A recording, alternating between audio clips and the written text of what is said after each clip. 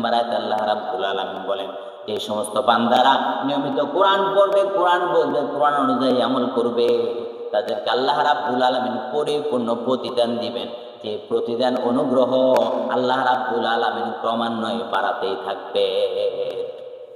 মানুষ দিলে ফুরিয়ে যায়, মানুষের কোনো ধন ভাণ্ডার নেই, মানুষ দিয়ে যতই দিবে ততই ফুরিয়ে যাবে। কিন্তু যদি আল্লাহ রাব্বুল আলামিন দেওয়া শুরু করে, সেই ধন ভাণ্ডার ফুরাবে না কি আর? কোনোদিন ফুরাবে না। বান্দা, আমরা সব সময় রহমতের কাঙ্গাল, আমরা আল্লাহর রহমত প্রত্যাশী। আল্লাহ রাব্বুল আলামিন রহমতের রাস্তা দেখিয়ে দিচ্ছেন, ও আমার বান্দারা, তোমরা যদি আমার কোরআনকে পড়ো, কোরআনকে বুঝো, কোরআন অনুযায়ী আমল করো, ও আমার বান্দারা, আমি তোমাদেরকে পরিপূর্ণ প্রতিদান দান করব। আর তোমাদের প্রতিদান, এই সওয়াব দিন দিন ক্রমান্বয়ে বাড়াতেই থাকবো। প্রতিদান সিলেবাস, তার জীবনটা কিভাবে চালাবে, মানব জাতি জীবনের শুরু থেকে শুরু করে মৃত্যু পর্যন্ত মানুষের জীবনটা কিভাবে পরিচালনা করবে, কিভাবে চালাবে, তার একটা গাইডলাইন কোরআন হাকিমের মধ্যে আছে না নাই? এই জন্য যে কোনো সমস্যার সমাধান কোরআনুল কারীমের মধ্যে আছে। মানুষ সমস্যায় পড়ে গেলে কতজনের কাছে যায়, কত ডাক্তারের কাছে যায়, কবিরাজের কাছে যায়, ইঞ্জিনিয়ারের কাছে যায়, বড় উপদেষ্টার কাছে যায় পরামর্শের জন্য। অথচ আল্লাহ রাব্বুল আলামিন বলেন, এই কোরআন এমন এক কোরআন তোমাদেরকে আমি দান করেছি, যে কোরআনের সকল সমস্যার সমাধান যিনি দিয়ে দিয়েছেন তিনি কে? সমাধান চাও যদি জীবনে মরণে, ফিরে যাও খোঁজে নাও চোখ রাখো কোরআনে। সমাধান চাও যদি জীবনে মরণে, ফিরে যাও খোঁজে নাও চোখ রাখো কোরআনে। সকল সমস্যার সমাধান আল্লাহ রাব্বুল আলামিন কোরআন হাকিমের মধ্যে দিয়ে দিয়েছেন। শুধুমাত্র আমরা কোরআন দেখি না, কোরআন পড়ি না, কোরআন বুঝি না। এই জন্য আমাদের জীবন পথার সঠিক রাস্তাটা, জীবন চলার সঠিক রাস্তাটা আজ আমরা মুসলমান জাতি হারিয়ে ফেলছে দিন দিন। কারণ শুধু একটাই, কোরআন পড়ে না, কোরআন বুঝে না, কোরআন অনুযায়ী নিজের জীবন কিভাবে চালাবে তা খোঁজ করে নেয় কোরআন থেকে। এই জন্যই মানব জাতির আজ এত অধঃপতন, এত লাঞ্ছনা, এত অবমাননা, নিজের এত ক্ষয়ক্ষতি। শুধুমাত্র কোরআন এবং হাদিসের সুন্নাহ দিক নির্দেশনা অনুযায়ী নিজের জীবনটাকে পরিচালনা না করার কারণে। আমরা যদি কোরআন জানতাম, কোরআন মানতাম, কোরআন পড়তাম, কোরআন বুঝতাম, কোরআন অনুযায়ী নিজের জীবনটাকে পরিচালনা করার চেষ্টা করতাম, তাহলে আমাদের জীবনে এত সমস্যা হতো না। আমাদের জীবনটা সকল রহমত আর বরকত দিয়ে যিনি পরিয়ে দিতেন তিনি কে? আল্লাহ রাব্বুল আলামিন। কিন্তু এই কোরআন থেকে আজ আমরা দূরে সরে আছি। কোরআন শিখার কথা বললে আমাদের কাছে ভালো লাগে না। মসজিদের ইমাম সাহেবরা, মুয়াজ্জিন সাহেবরা কত করে বলে, ভাই আধা ঘন্টা সময় আমরা দেই কোরআন শিখার জন্য, কিন্তু আমাদের সব কাজের সময় হয় কোরআন শিখার সময় এসে আমাদের যত সমস্যা। নাকি আমি কথাটা ভুল বললাম? কোরআন শিখার সময়, কোরআনের সময় আসলে, কোরআন শিখার কথা বললে আমাদের যত ঝামেলা বেড়ে যায়, কাজকর্ম বেড়ে যায়, ব্যস্ততা বেড়ে যায়। কিন্তু ঘন্টার পর ঘন্টা ওই চায়ের দোকানে, টিভির আড্ডায়, মজলিসে বসে থাকতে পারে, কোনো সমস্যা হয় না। কিন্তু যখনই কোরআন শিখার কথা বলে, কোরআন পড়ার কথা বলে, কোরআনের মজলিসে বসার কথা বলে, তখন আমাদের যত সমস্যা শুরু হয়ে যায়। কেমন মুসলমান আমরা? নিজের বিবেককে একবার প্রশ্ন করে দেখি। সমস্যায় পড়লে আমরা কোরআন থেকে না খুঁজে আমরা বিভিন্ন জনের কাছে যাই সমাধানের জন্য, অথচ আল্লাহ রাব্বুল আলামিন সকল সমস্যার সমাধান এই কোরআন হাকিমের মধ্যে দিয়ে দিয়েছেন। এই জন্য আজ আমাদের এত অধঃপতন, এত লাঞ্ছনা, এত অবমাননা, এত সমস্যা। তাই আজকে আমার আলোচনার বিষয়বস্তু হলো কোরআন কারীম তেলাওয়াত করলে কি ফজিলত রয়েছে এবং না পড়লে কি শাস্তি আল্লাহ রাব্বুল আলামিনের পক্ষ থেকে রয়েছে। আল্লাহ তাআলার কাছে তৌফিক কামনা করছি। আল্লাহ তাআলা যদি আমাকে তৌফিক দান করে, এই বিষয় সংশ্লিষ্ট কিছু কথা আমি আপনাদের সম্মুখে তুলে ধরার চেষ্টা করব। সেজন্য রব্বে কারীমের কাছে তৌফিক কামনা করছি। ওমা তাওফিকি ইল্লা বিল্লাহ। আল্লাহ রাব্বুল আলামিন মহাগ্রন্থ আল কোরআনের 2 নম্বর সূরা, সূরা বাকারার মাঝে, সূরা বাকারার 1 এবং 2 নম্বর আয়াতে আল্লাহ রাব্বুল আলামিন ঘোষণা করেন, আলিফ লাম যালিকাল কিতাবু লা রাইবা ফীহি হুদাল লিল মুত্তাকিন। যালিকাল কিতাব, যার মাঝে কোনো সন্দেহ নেই, এটাই সেই কিতাব। যালিকাল কিতাব লা রাইবা ফীহি হুদাল লিল মুত্তাকিন, আর এটাই হচ্ছে মুত্তাকিদের জন্য পথ প্রদর্শক। এটি এমন কিতাব যার মাঝে কোনো সন্দেহ নাই, কোনো সংশয় নাই, কোনো সন্দেহ নাই, সন্দেহের অবকাশ মাত্র নাই। এমন এক কোরআন আল্লাহ রাব্বুল আলামিন আমাদেরকে দিয়েছেন। কোরআন থেকে দূরে সরে আছি বিধায় আজ আমাদের মুসলমানদের উন্নতি হচ্ছে না। তাই আসুন আমরা আজকে কোরআন শিক্ষা করলে, কোরআন তেলাওয়াত করলে, যেহেতু রমজান মাস কোরআন নাজিলের মাস, এই মাসে আল্লাহ রাব্বুল আলামিন কোরআন নাজিল করেছেন।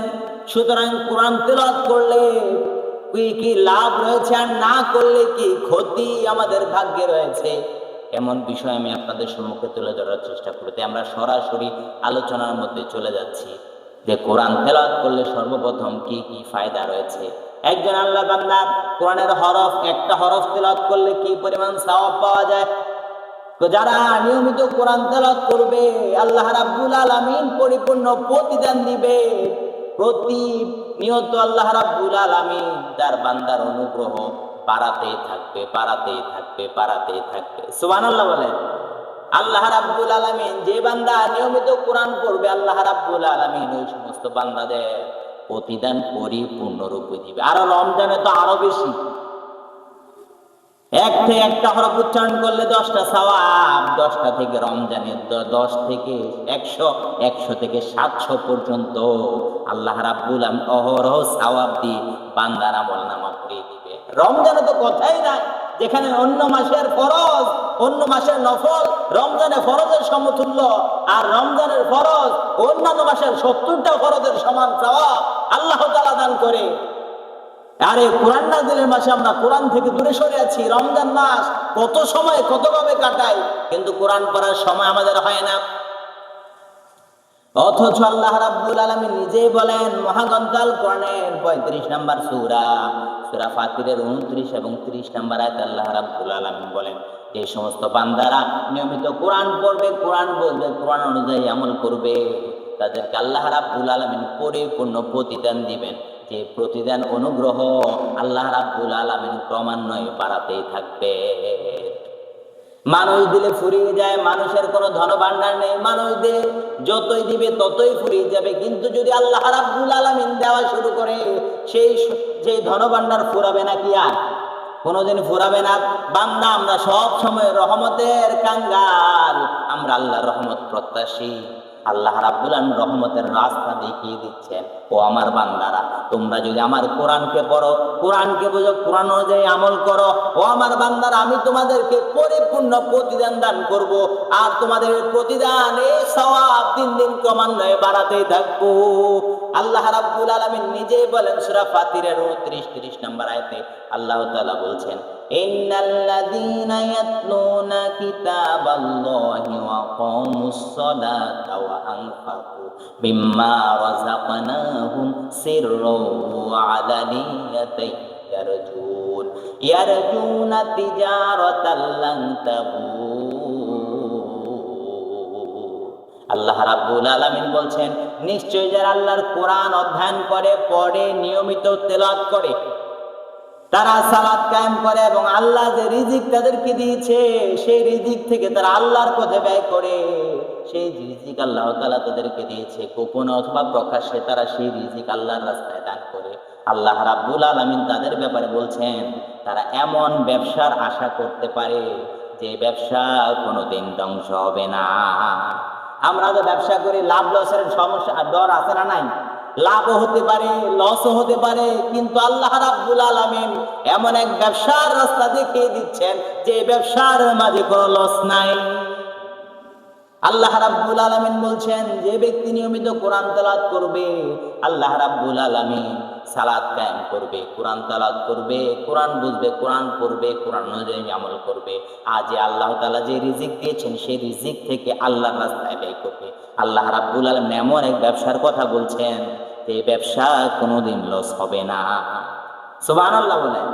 এমন এক ব্যবসা আল্লাহ রাব্বুল আলামিন শিখিয়ে দিচ্ছেন, কোরআন পড়লে আর প্রতিদিন আপনাকে এত পরিমাণে দিবে, রমজানে দ্বারা আরো অসংখ্য বেশি।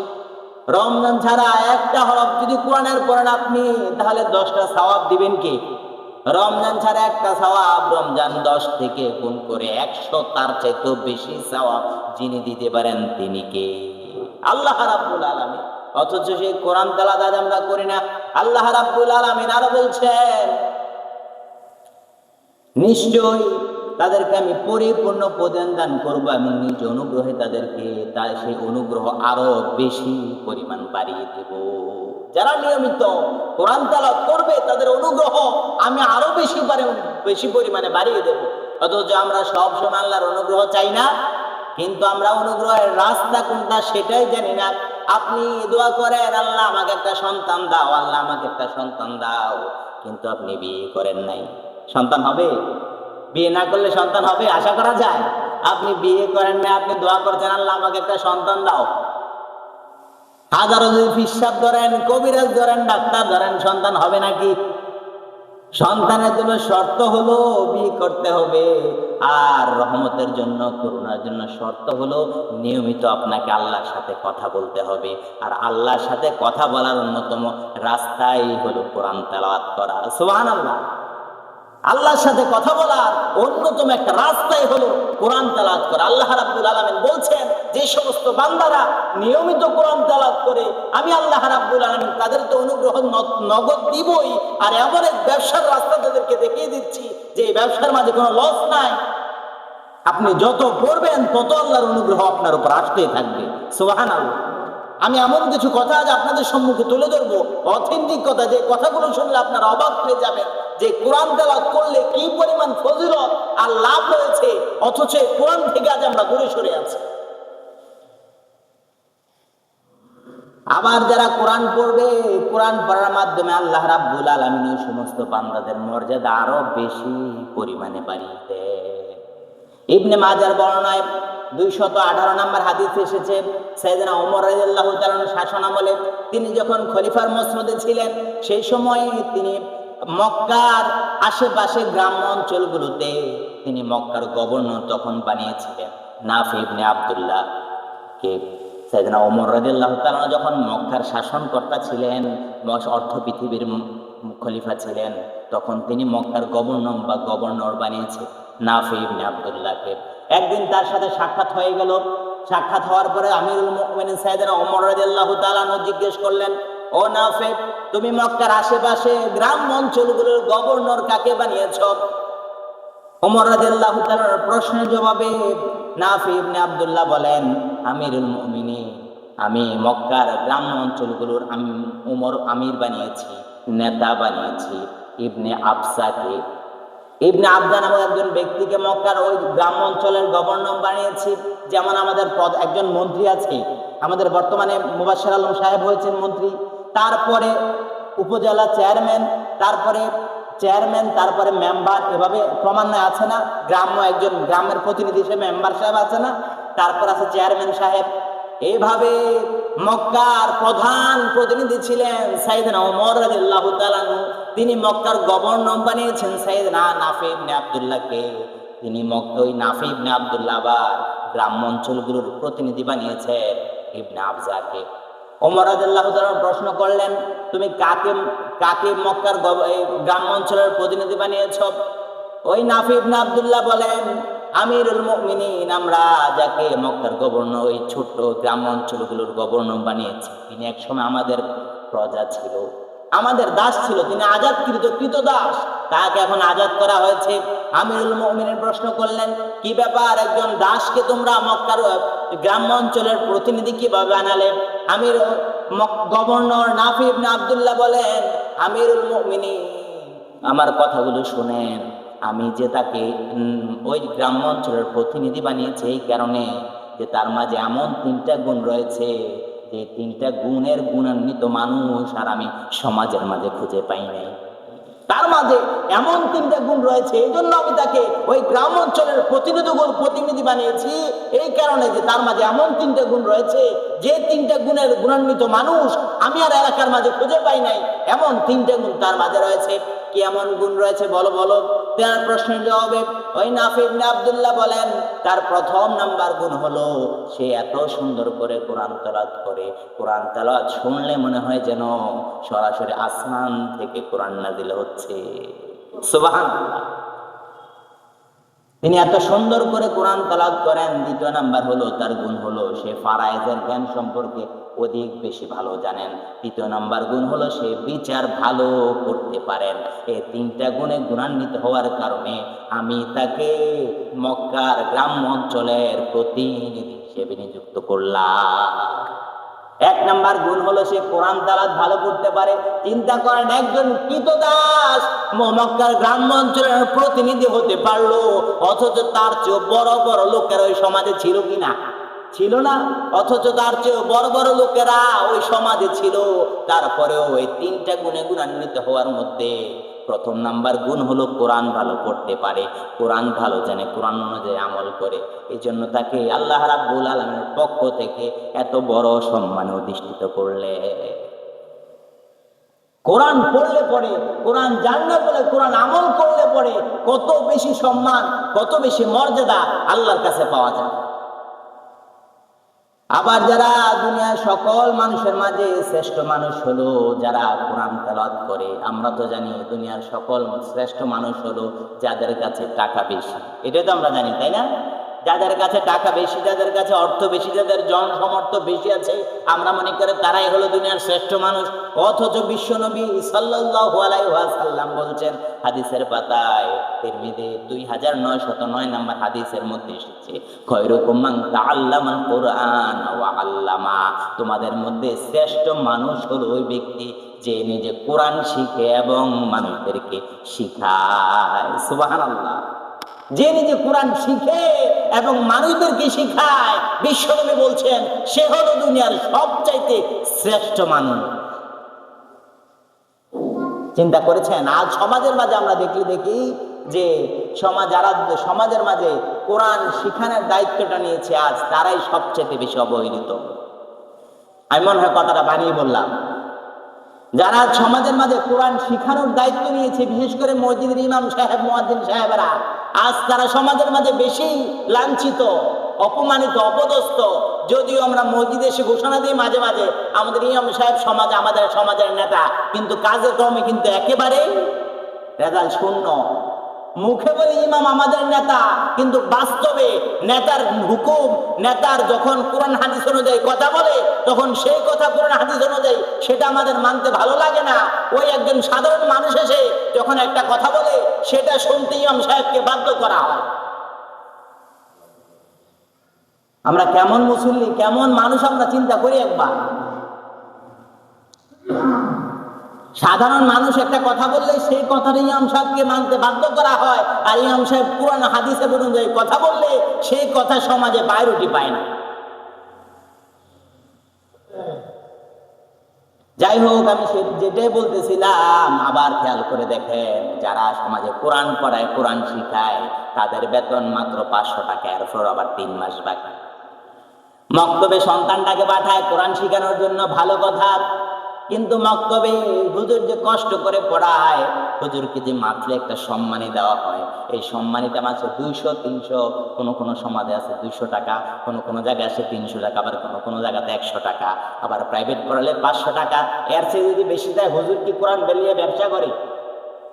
এর চেয়ে যদি কিছু বেশি যায় তাহলে বলে হুজুর কোরআন নিয়ে ব্যবসা করে। আর যদি ডাক্তার সাহেবের কাছে যায়, 2 মিনিট কথা বলে না, 1 থেকে 1,500 টাকা দাগাই নেয়। তখন ডাক্তার সাহেবকে আর ব্যবসায়ী বলে না, হুজুর মক্তবে কোরআন শিখাবে, 200 টাকা বেতন চাইলে হুজুরকে কোরআন ব্যবসায়ী বলা হয়। আল্লাহ তাআলা আমাদের দিনের সহি বুঝ দান করুক, আমরা বলি আমিন। অথচ বিশ্বনবী বলছেন দুনিয়ার মাঝে সবচেয়ে শ্রেষ্ঠ মানুষ হলো তারাই যারা নিজে কোরআন শিখে এবং অন্যকে শিখায়। সেটা হুজুর হতে হবে না, সেটা যে কোনো মানুষ হতে পারে। যে নিজে কোরআন শিখবে এবং অন্যকে শিখাবে, সে হলো দুনিয়ার সবচেয়ে শ্রেষ্ঠ মানুষ। আমরা সবাই শ্রেষ্ঠ হতে চাই না? আমরা সবাই শ্রেষ্ঠ হতে চাই। আপনি আপনার সন্তানকে শিখান, আপনি আপনার নাতি পতিকে শিখান, তাহলে আপনি হাদিসের অন্তর্ভুক্ত হয়ে যাবে। পারবো তো ইনশাল্লাহ আমরা? আমরা আমাদের সন্তানগুলোকে কোরআন শিখাবো, নিজে শিখাবো, তাহলে আপনিও শ্রেষ্ঠ মানুষের অন্তর্ভুক্ত হয়ে যেতে পারবেন। আল্লাহ তাআলা আমাদেরকে আমল করার তৌফিক দান করুক, আমরা বলি আমিন। কোরআনের একটি হরফ উচ্চারণ করলে 10টি সওয়াব, যেটা আমি শুরুতেই বলেছি। বিশ্বনবী বলছেন, তিরমিজির 2910 নম্বর হাদিসে এসেছে, মান করা হারফাম মিন কিতাবিল্লাহ ফালাহু বিহি হাসানাতু ওয়াল হাসানাতু বিআশরি আমসালিহা। কেউ যদি কোরআন পড়ে, কোরআনের একটি অক্ষর উচ্চারণ করে, আল্লাহ রাব্বুল আলামিন তার আমল নামায় 10টি সওয়াব লিখে দেয়। সেটা রমজান ছাড়া। কোন সময়? রমজান ছাড়া। রমজান বাদে অন্য সময় যদি আপনি কোরআনের একটা অক্ষর উচ্চারণ করেন, একটা অক্ষর বলতে আলিফ লাম মিম, তিনটা মিলে একটা অক্ষর, এটা না, বরং আলিফ একটা হরফ, লাম একটা হরফ, মিম একটা হরফ, তিনটে উচ্চারণ করলে 30টা সওয়াব আমল নামায় কে দিবেন? কে দিবেন? আল্লাহ রাব্বুল আলামিন দিবেন। আপনি যদি কোরআনের একটা অক্ষর শুধু আলিফ উচ্চারণ করেন, তাহলে আল্লাহ রাব্বুল আলামিন আপনার আমল নামায় রমজান ব্যতীত 10টা সওয়াব দিবেন। আর রমজানে তো কথাই নাই, এত অসংখ্য সওয়াবের মৌসুমে, এরপর আমরা সওয়াবের কাজ করি না, কোরআন শিখি না, কোরআন পড়ি না। হুজুরের কাছে সে একটা বারের জন্য বলি না যে হুজুর আমাকে নামাজের অন্তত পক্ষে নামাজের যে 11টা সূরা আমার শিখা দরকার, এই সূরাগুলো একটু আমার হয় কিনা দেখেন। ওই যে ছোট্টবেলায় মক্তবে শিখেছেন কুল আউযু বিরাব্বিন নাসে, মালিকিন নাসে, ইলাহিন নাসে, এখন ওইগুলো দিয়ে আমরা নামাজ পড়ছি।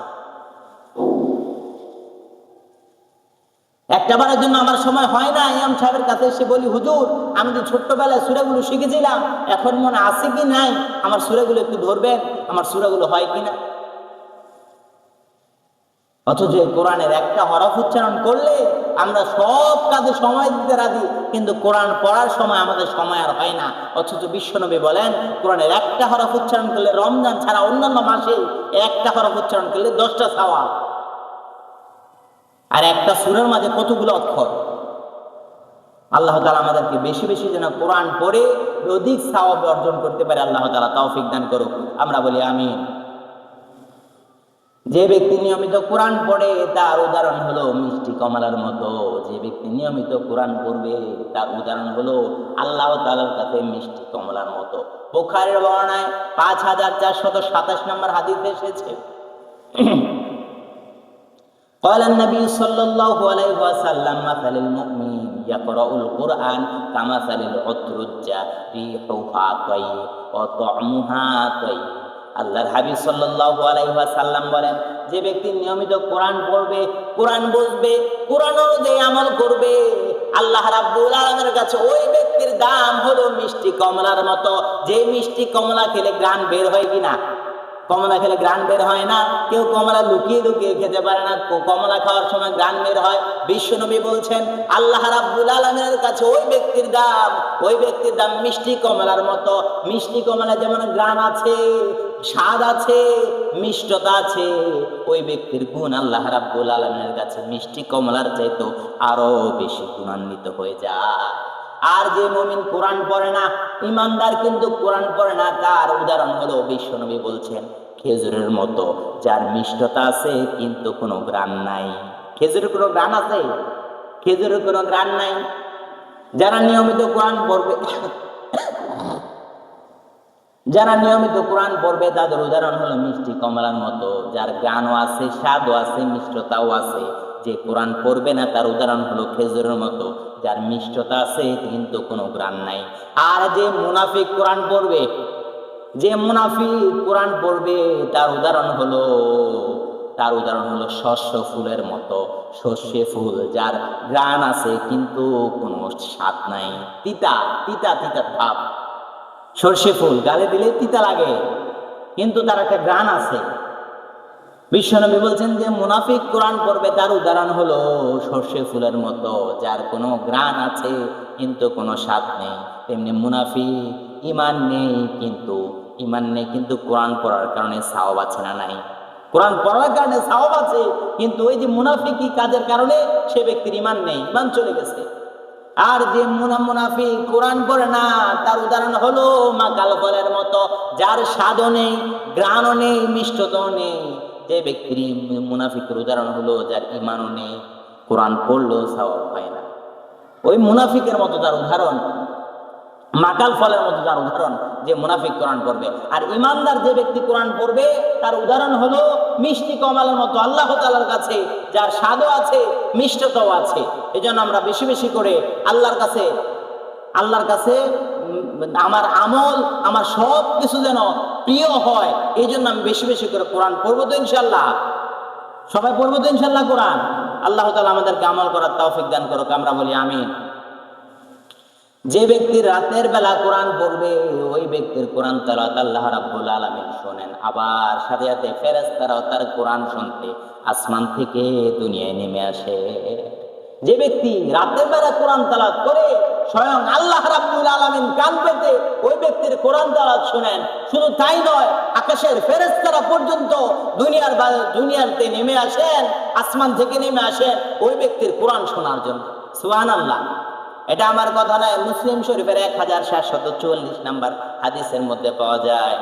আল্লাহ নবীর একজন সাহাবী, তার নাম ছিল উসাইদ ইবনে হুযাইর। তিনি একদিন রাতের বেলা কোরআন পড়ছেন। এমন একটা ঘরে, আমাদের ঘরের মধ্যে এরকম আছে না যে ঘরের ছোট্ট একটা টিনের ঘর, এই ঘরের এক পাশে মানুষ থাকে, মাঝখানে একটা পার্টিশন দেওয়া, পাশে গরু, এরকম আছে না অনেকের ঘরে? পাশে গরু, মাঝখানে একটা পার্টিশন, এই পাশে মানুষ থাকে, এরকম আসেনি অনেকের ঘরে? ওই সাহাবা উসাইদ ইবনে হুযাইর রাদিয়াল্লাহু তাআলা আনহু একদিন রাতের বেলা কোরআন পড়ছেন।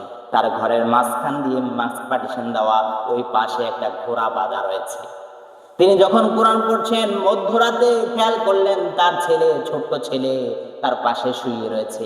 তিনি খেয়াল করে দেখলেন তিনি যখন কোরআন তেলাওয়াত করছেন এমন সময় তার বাঁধা যে ঘোড়াটা রয়েছে ঘরের মধ্যে, সেই ঘোড়াটা অনেক জোরে জোরে লাফালাফি করছে আর ছোটাছুটির চেষ্টা করছে। তাকে যে বেঁধে রাখা হয়েছে সেখান থেকে যে ছুটে যাওয়ার চেষ্টা করছে আর অনেক বেশি লাফালাফি করছে। তিনি কোরআন তেলাওয়াত থামিয়ে দিলেন। কোরআন তেলাওয়াত থামানোর পরে তিনি খেয়াল করলেন যে তার ঘোড়াটা একেবারে আবার শান্ত হয়ে গেছে আগের মতো। যে ঘোড়াটা উচ্ছৃঙ্খলতা করছিল, লাফালাফি করছিল, তার লাফালাফি থামিয়ে দিয়ে আবার শান্ত হয়ে গেছে। তিনি কিছুক্ষণ পর আবার কোরআন তেলাওয়াত করা শুরু করলেন। তিনি খেয়াল করলেন যখনই তিনি আবার কোরআন তেলাওয়াত করা শুরু করলেন তখনই তার বাধাকৃত ঘোড়াটা আবার পুনরায় আগের মতো লাফালাফি করা শুরু করলো। তিনি ব্যাপারটা বুঝতে পারলেন না। এক পর্যায়ে তিনি কোরআন তেলাওয়াত থামিয়ে দিয়ে তার ঘোড়ার কাছে গেলেন।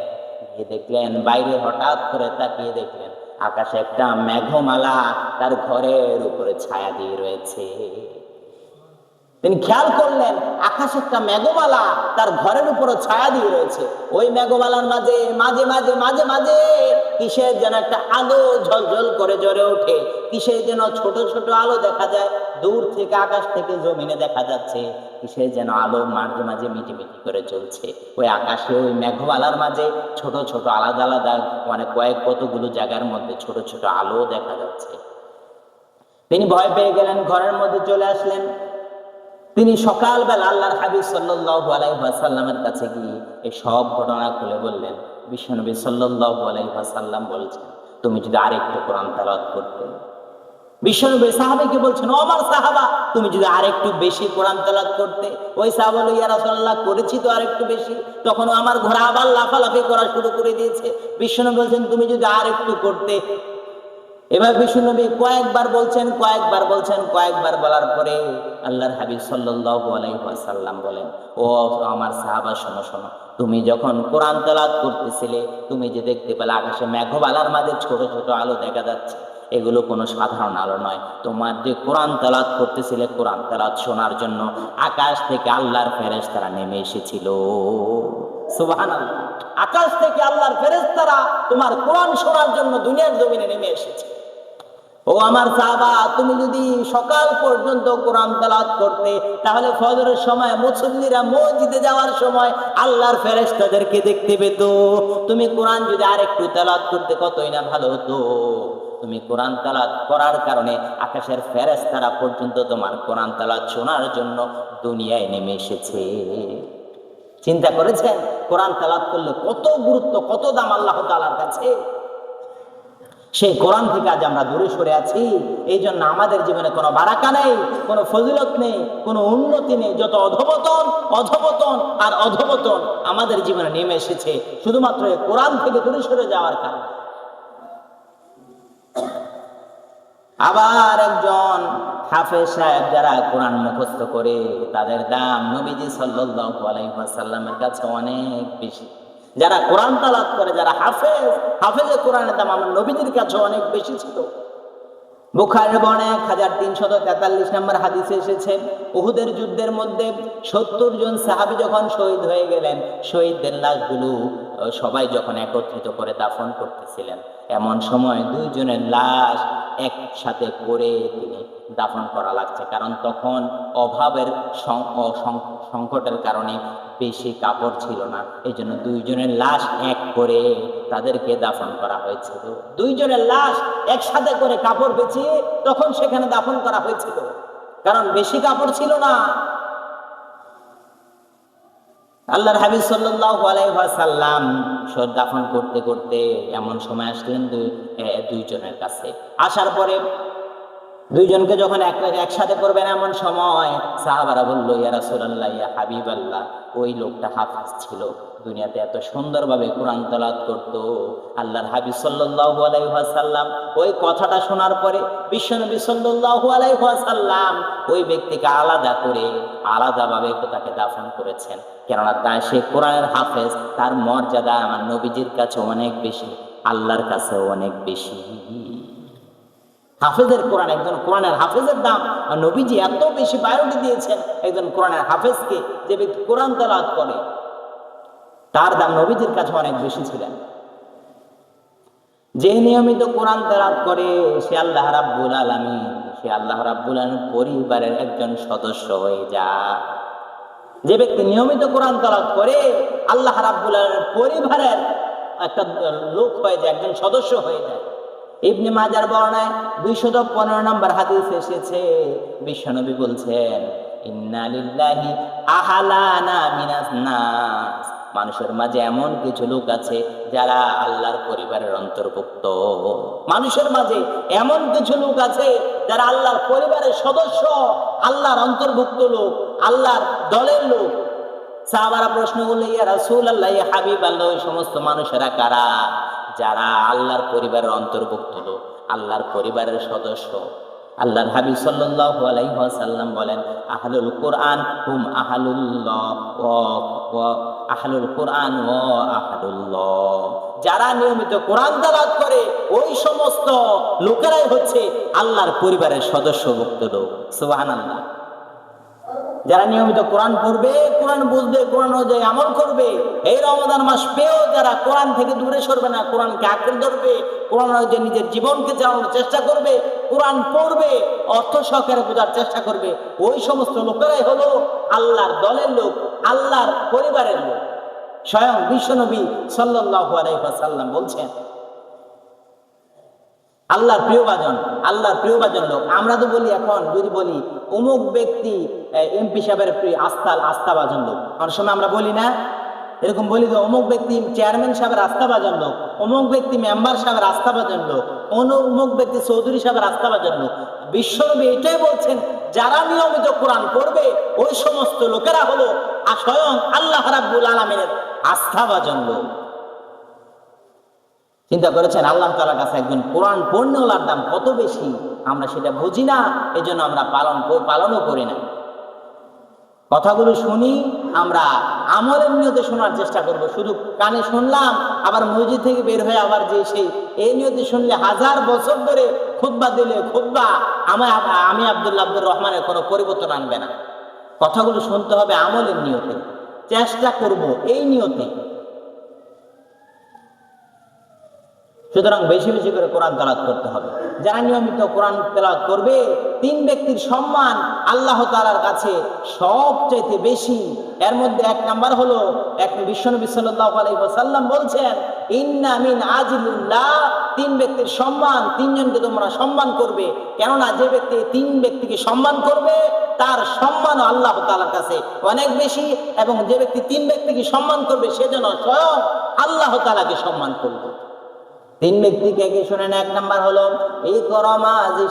শাইবাতুল মুসলিম, যারা সাদা দাড়িওয়ালাকে সম্মান করবে, সে ব্যক্তি যেন সরাসরি আল্লাহ তাআলাকে সম্মান করলো। দ্বিতীয় নাম্বার হলো হামিদ আল কোরআন, যারা কোরআনওয়ালাকে সম্মান করবে তারা যেন স্বয়ং আল্লাহ তাআলাকে সম্মান করলো। তৃতীয় নাম্বার হলো ওয়া ইকরা মাযাতিস সুলতানি মুকসিদ, ন্যায়পরায়ণ শাসক, ন্যায়পরায়ণ শাসককে যারা সম্মান করবে তারা যেন স্বয়ং আল্লাহ রাব্বুল আলামিনকে সম্মান করলো। এই তিন শ্রেণীর মানুষকে যারা সম্মান করবে তারা যেন স্বয়ং আল্লাহ রাব্বুল আলামিনকে সম্মান করলো। এর মধ্যে এক নাম্বার হলো যারা কোরআনওয়ালাকে সম্মান করবে তারা যেন স্বয়ং আল্লাহ তাআলাকে সম্মান করবে। আমরা যখন কোরআনওয়ালাকে সম্মান দিতে জানি না, দিন দিন কোরআনের কথা যারা বলে বরং তাদেরকে আটক করে জেলের মধ্যে ঢুকাই, তাদেরকে বিভিন্ন মামলা হামলা দিয়ে তাদের বাক রুদ্ধ করে দেই, আমরা কথা বলতে দেই না। আমরা কোরআনওয়ালাকে দাম দেই কতটুকু আপনি নিজের বিবেককে একবার প্রশ্ন করে দেখেন। বাংলায় প্রাইভেট ঠিক করলে 5,000 7,000 টাকা, এ আবার 3 দিন 4 দিন। আর কোরআন মসজিদের হুজুরকে বাচ্চা পড়ানোর জন্য ঠিক করলে 500, জোরে গেলে 1,000। আপনি কোরআনের দাম কতটুকু দিচ্ছেন আপনি একবার নিজে চিন্তা করেন। বাংলা অঙ্ক ইংরেজি পড়াবে সেটা দুনিয়াবি লাভ হবে, আর যেটা দুনিয়া এবং আখিরাতের কল্যাণ তাকে দিব আমরা মাত্র 500 আর 1,000, এরপর আবার বাকি থাকে 2-1 মাস। আল্লাহ তাআলা আমাদেরকে দিনের সঠিক বুঝদান করুক, আমরা বলি আমিন। সময় শেষের জন্য আমি আর সামনে যাব না, সংক্ষেপে কথার হেডলাইন গুলো বলে যাচ্ছি। দ্বিতীয় না, তারপরে হলো একজন কোরআনওয়ালা আল্লাহর কাছে সম্মানিত, দুনিয়ার মানুষের কাছে সম্মানিত। তারপরে যারা কোরআন পড়বে তাদেরকে হাসরের ময়দানে সম্মানিত করা হবে, সম্মানের মুকুট তাদের মাথায় পরিয়ে দেওয়া হবে এবং তাদের মা বাবার গায়ের মধ্যে জান্নাতের পোশাক পরিয়ে দেওয়া হবে। সুবহানাল্লাহ। মুসনাদ আহমদের 22,950 নম্বর হাদিসে আছে, বাসায় গিয়ে দেখে নেন যদি থাকে।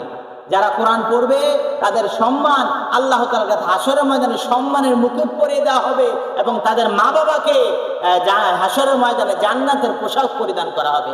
মা বাবারা প্রশ্ন করবে, মা বাবা কি জন্য আমাদেরকে জান্নাতের পোশাক পরানো হয়েছে? তারা সহজ সরল মানুষ থাকবে, তারা বুঝবে না যে আমাদেরকে কেন জান্নাতের পোশাক পরিধান করা হয়েছে।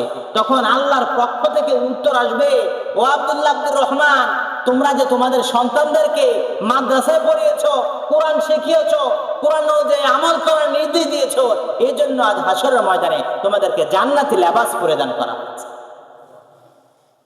এই জন্য মানে কোরআন শিখায় হুজুর বানাতে হবে আমি এটা বলছি না, আমি বলছি আপনার সন্তানকে কোরআন শিখানো আপনার উপর ফরজ, ইসলামী জ্ঞান শিক্ষা করা আপনার উপর ফরজ। এটা থেকে যেন মাহরুম না হই। আপনি বাংলা লাইনে পড়ান, আমার কোনো অসুবিধা নাই, তবে কোরআন শিখানোটা আপনার উপর ফরজ, এটা মনে রাখবো আমরা ইনশাআল্লাহ। আমাদের সন্তানদেরকে কোরআন শিখাবো, তাহলে কাল হাসরের ময়দানে আল্লাহর কাছে সম্মানিত হতে পারবো। সর্বশেষ যে কথাগুলো বলবো, যারা কোরআন পড়বে না তাদের ব্যাপারে আমি মূল কথাগুলো বলে যাচ্ছি একবার। যারা কোরআন শিখবে, আবার অনেকে আছে শিখার পরে ভুলে যায়, ওই যে চর্চা থাকে না, তাদের ব্যাপারে হাদিসের মধ্যে পাওয়া যায়, কোরআনের অসংখ্য আয়াতের মাঝে পাওয়া যায়। যারা কোরআন শিখবে না, কোরআন তেলাওয়াত না করার কারণে কাল হাসরের ময়দানে আল্লাহ রাব্বুল আলামিন তাদেরকে লাঞ্ছিত করবেন এবং দুনিয়াতে তাদের জন্য রয়েছে চরম অভিশাপ। যারা কোরআন পড়বে না দুনিয়ায় জীবন বরবাদ এবং পরকালীন শাস্তি রয়েছে। 3 নম্বরে যারা যে কোরআন পড়বে না, যার জীবনে কোরআন নেই, সে হলো বিরান ঘর, উজার ঘরের মতো। যে ঘরে কোনো মানুষ থাকে না, পোকামাকড় মাকড়সা সেটা বাসা বেঁধে রেখেছে। যে জীবনে কোরআন নাই তার জীবন হলো একবারে উজার ঘরের মতো, পরিত্যক্ত ঘরের মতো। যার জীবনে কোরআন নাই ওই ব্যক্তির জীবন। তারপর হলো যারা কোরআন পড়বে না, কোরআন শিখবে না, তাদের বিরুদ্ধে হাসরের ময়দানে আল্লাহর হাবিব সাল্লাল্লাহু আলাইহি ওয়াসাল্লাম আশিকে রাসূল দাবি করেন, কাল হাসরের ময়দানে স্বয়ং রাসূল সাল্লাল্লাহু আলাইহি ওয়াসাল্লাম আপনার বিরুদ্ধে সাক্ষ্য দায়ের করবে, মামলা দায়ের করবে, আপনি যে কোরআন শিখেন না এই কারণে। দুনিয়ার সব শিখতে পেরেছেন কিন্তু কোরআন শিখেন নাই, কাল হাসরের ময়দানে মনে রাখবেন আর রাসূল আপনার বিরুদ্ধে আল্লাহর কাছে মামলা দায়ের করবে। আপনি কই যাবেন? দুনিয়াতে আগা শেখে রাসূল দাবি করেন, কোরআন না শিখে হুজুরের কাছে একটা সূরা শিখার আপনার সময় হয় না, কিন্তু সব শিখার সময় হয় আপনার, কিন্তু কোরআন শিখার জন্য আপনি আব্দুল্লাহ আব্দুর রহমানের সময় হয় না। রাসূল বলেন কাল হাসরের ময়দানে আমি বাদী হয়ে ওই ব্যক্তির বিরুদ্ধে মামলা দায়ের করব, ওই ব্যক্তির বিপক্ষে যে ব্যক্তি সুযোগ থাকার পরেও কোরআন শিখে নেয়। যাই হোক, আমরা যে কথাগুলো বললাম আল্লাহ তাআলা যেন আমি আমরা সবাইকে আমল করার তৌফিক দান করে। আমরা বলি আমিন। আমরা যে কয়দিন আছে আর যারা যে কয়দিন চলে গেছে সেগুলো গেছে, কিন্তু সামনে যে কয়দিন আছে একদিন আমরা কোরআন শিখবো তো ইনশাল্লাহ ভালো করে। যারা পারি তারা আরো ভালো হওয়ার জন্য চেষ্টা করবো, যারা পারে তাদের কাছে শেখানোর জন্য। ইমাম সাহেব তো আছেন, এখন তো আর ছুটিতে যাচ্ছেন না বাসায়, পুরো গোটা রমজান মাসে আছেন, যেহেতু তারা পারানো লাগে এজন্য হুজুরের বাড়ি যাচ্ছেন না। তো এত লম্বা সময় থাকার পরেও আমাদের সময় বুঝে একটু হয় না হুজুরের কাছে এসে যারা পারি তাদের জন্য অনুরোধ, হুজুর কাছে যাবেন যে হুজুর ছোট্টবেলায় শিখেছি কোরআন, আমার সূরাগুলো একটু ভুল হয় কিনা, সঠিক হয় কিনা একটু দেখেন, কোথাও ভুল আছে কিনা। আর যারা পারি না অন্তত পক্ষে নামাজে যে সূরাগুলো প্রয়োজন এই সূরাগুলো হলো অন্তত পক্ষে ইমাম সাহেবের কাছে এসে শিখবো। আল্লাহ তাআলা আমাদেরকে কোরআন শেখার মতো মন মানসিকতা সুযোগ করে দেখ, আমরা বলি আমিন।